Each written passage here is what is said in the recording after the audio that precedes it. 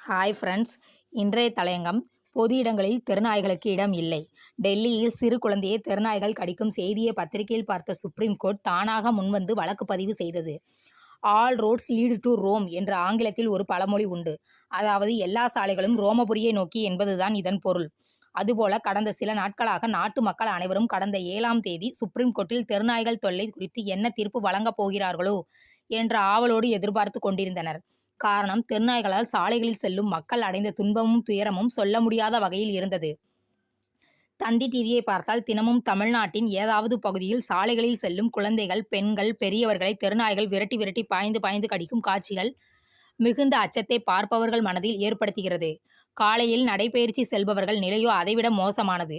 தெருநாய்கள் சாலைகளில் பண்ணி வைத்திருக்கும் அசிங்கங்களை மிதித்துவிடக் கூடாது என்று தாண்டி தாண்டி நடப்பது, எந்த நேரத்தில் தெருநாய்கள் கடிக்க வருமோ என்று பயந்து பயந்து நடப்பதுமாக நடைபயிற்சியை எந்த நோக்கத்துக்காக செய்கிறோமோ அந்த நோக்கம் சற்றும் கூட நிறைவேறாத நிலை இருக்கிறது. டெல்லியில் சிறு குழந்தையை தெருநாய்கள் கடிக்கும் செய்தியை பத்திரிகையில் பார்த்த சுப்ரீம் கோர்ட் தானாக முன்வந்து வழக்கு பதிவு செய்தது. இந்த வழக்கினை விசாரித்த நீதிபதிகள் விக்ரம்நாத், சந்தீப் மேத்தா, NV அஞ்சாரியா ஆகியோர் 7ஆம் தேதி வெளியிட்ட இடைக்கால தீர்ப்பு மக்களுக்கு பெரும் மகிழ்ச்சியை அளித்துள்ளது. நாய்க்கடி சம்பவங்களால் ஏற்பட்டு வரும் மனதை சங்கடப்படுத்தும் நிகழ்வுகள் குறித்து கவலை தெரிவித்த நீதிபதிகள், அனைத்து கல்வி நிறுவனங்கள், மருத்துவமனைகள், விளையாட்டு வளாகங்கள், பஸ் நிலையங்கள், டிப்போக்கள் மற்றும் ரயில் நிலையங்களில் இருக்கும் தெருநாய்களை பொதுமக்கள் பாதுகாப்பு கருதி உடனடியாக அகற்ற வேண்டும் என்று அனைத்து மாநில அரசுகள், யூனியன் பிரதேசங்களுக்கு உத்தரவு பிறப்பித்துள்ளனர். மேலும் அந்த இடங்களில் பிடிக்கப்படும் நாய்களை மீண்டும் அந்த இடங்களிலே விட்டுவிடாத வகையில் காப்பகங்களில் அடைக்க வேண்டும். அதற்கு கருத்தடை செய்து தடுப்பூசிகள் போட்டு பராமரிக்க வேண்டும்.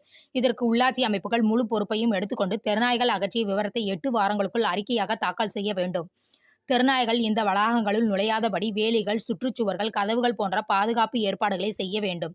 இதுகுறித்து அடுத்த விசாரணை ஜனவரி 13ஆம் தேதி நடக்கும். அப்போது மேற்கொண்டு புதிய உத்தரவுகளும் பிறப்பிக்கப்படும் என்று நீதிபதிகள் கூறினர். எல்லா இடங்களையும் சொன்ன நீதிபதிகள், மக்கள் நடைபயிற்சி செல்வதற்காக தினமும் செல்லும் கடற்கரைகள், பூங்காக்கள் ஆகிய இடங்கள் பற்றி எதுவும் சொல்லவில்லை என்ற மனக்குமறல் இருக்கிறது. இது மட்டுமல்லாமல் கடை வீதிகள் பற்றியும் எதுவும் குறிப்பிடவில்லை என்றாலும் இந்த இடைக்கால தீர்ப்பை பெரிதும் வரவேற்கும் பொதுமக்கள் இறுதி தீர்ப்பு தெருநாய்களின் தொல்லையை முற்றிலும் அகற்றிவிடும் என்ற பலத்த எதிர்பார்ப்புடன் இருக்கிறார்கள். நன்றி.